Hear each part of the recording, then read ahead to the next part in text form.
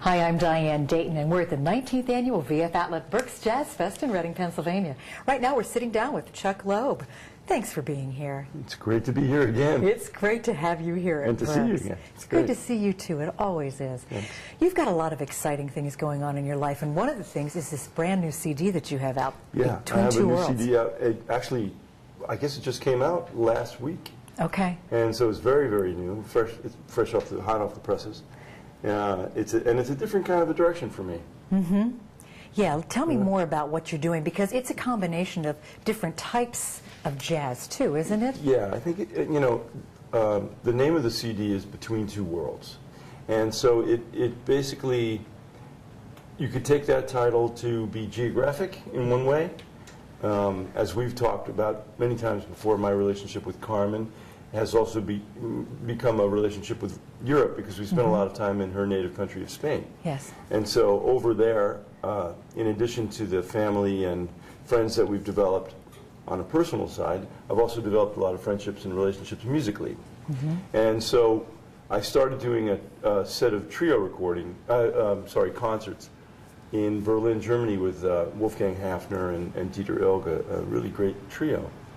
And out of that grew the idea of doing a whole CD based on the trio format. But then I decided to do another trio in New York, and that's where the Two Worlds started happening. And so geographically, half of the album was done in Berlin, Germany, and half of it was done in New York. So there's those two worlds. And then musically, I'm sort of going a little bit back to my roots in terms of the way I came up playing with Stan Getz and Chico Hamilton and Freddie Hubbard and Hubert Laws, people like that. So there's a little bit of a two worlds thing where there's a little bit more of a jazz emphasis on the European side and a little bit more straight ahead jazz, I should say, and a little bit more of the funky contemporary stuff on this side. And there are no keyboards on the record. So it's sort of a challenge for me to cover all the bases from the guitar. And so it's an interesting concept. Oh, good. I can't wait to check it out. Yeah, I hope you like it. Now, Carmen is working on a new CD too, right? Yeah. Last year when we saw you and we spoke to you, we were doing the Bossa Nova show, which was a tour part of the tour that we did with that. It was the 50th anniversary of the Bossa Nova, and of course, it's a passion of ours, and especially of Carmen's. Yes. So she decided to do an entire album of Bossa Nova, and a lot of it is Jobim. And what she did was, Carmen, most of the original lyrics for those songs are in Portuguese. Okay. And she did translations into Spanish. And they're really beautiful, heartfelt, poetic kind of translations, not no tongue-in-cheek kind of stuff, but real romantic and passionate stuff. But unfortunately, the estate of Antonio Carlos Jobim, which we have total respect for, doesn't want any more translations done. And we didn't find out until he had already done all. Oh, really? So we had the choice to either abandon the project or just do them in the original. She didn't want to do the English version. She wanted to do them in the original, either Spanish or. So she basically taught herself all these songs in Portuguese. And now we're almost done, and the album will be done at the end of this month. And she sang the whole thing in Portuguese. And there's a couple of originals in Spanish. So that's exciting. It's going to be called Mi Bossa, which means my bossa. Okay. Oh, that sounds beautiful. Carmen is just wonderful, and I love her voice, and I can't wait. I agree. You do agree? I thought so. Now, I don't know if everybody knows this about you, but you are also an author. Yes. So you have a book. Tell us about that. Well, I wrote a book, and it's at this point it's an unpublished book, but people can download it online. If you go to my website, it's right on the first page of my website. You can download it for free. I just want people to read it, and maybe someday it'll be published. It's a spy crime thriller. Okay.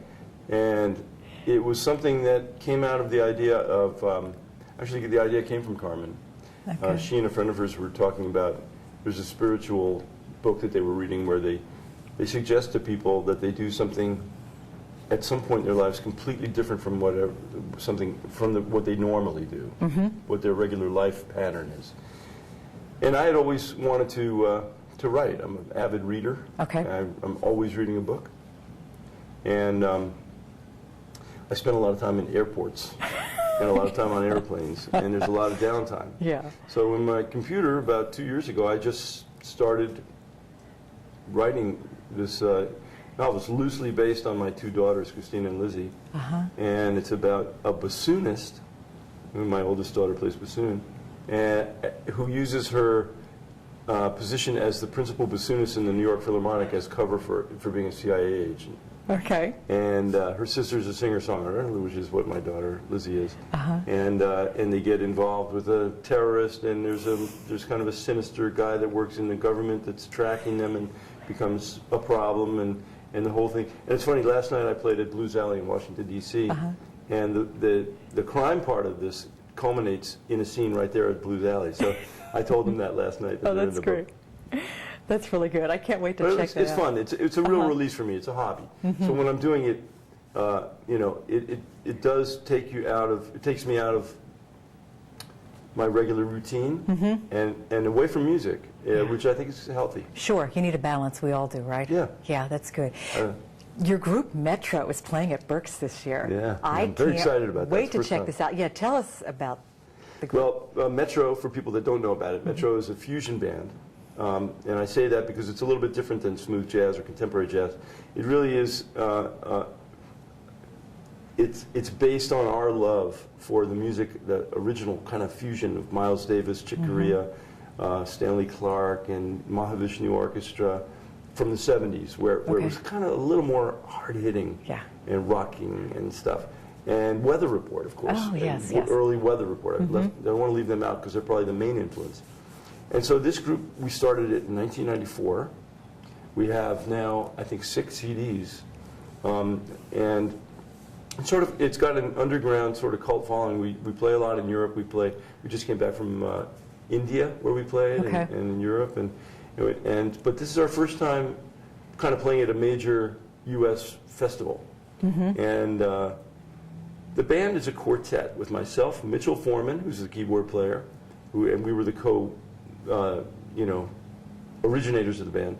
And normally it's with Wolfgang Hafner, who's on Between Two Worlds, a drummer from Germany. And there's been 5 or 6 different bass players. It's a roving chair. But this time, we have some special guests. And so it's called Metro Special Edition. And it's with Randy Brecker on trumpet. The legendary Randy Brecker from the Brecker Brothers. And Bobby Franceschini, who's a New York-based saxophone player. He normally plays with Mike Stern. And so we're really looking forward to it. I think that the people are in for a little bit of a surprise because it's a little different than what they normally see me doing. Wow. Well, I can't wait to check it out. It's fun. Yeah, it's always a pleasure to see you, Chuck. Same here. And thanks so much for taking time to just give us an update on what you're doing. And we'll check out the CD, we'll check out the book, and it's an e-book, and we can go to your website. It's called Double Read. Double Read. Right on the front page of my website. You can click on it and you can download it. That sounds great. Thanks so much, Chuck. Thank you. We're coming to you from the 19th Annual VF Outlet Berks Jazz Fest in Reading, Pennsylvania.